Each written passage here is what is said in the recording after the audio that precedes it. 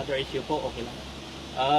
Sinabi po ni Philippine Ambassador to the US na si Jose Manuel Romualdez na bukas po ang Pilipinas sa plano ng Amerika na magtayo ng isang ammunition factory sa bansa. Una nyo na pong pinuna yung foreign policy ni Marcos Jr. dahil sa masyadong pagpiling sa US. Ma'am, ano po ang masasabi niyo dito?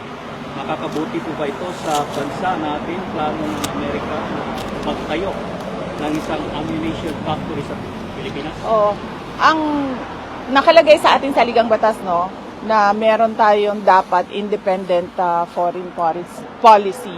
Kung yung ginagawa ng gobyerno ay kumkiling sa iisang bansa lang, ibig sabihin nun, wala na tayong true independent policy.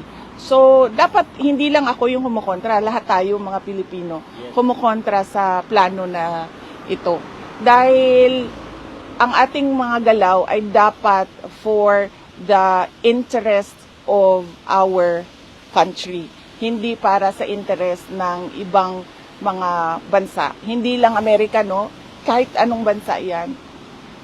Hindi para sa kanila ang galaw ng natin mga Pilipino. Ang mga ginagawa natin ay dapat para sa interes ng ating bansa.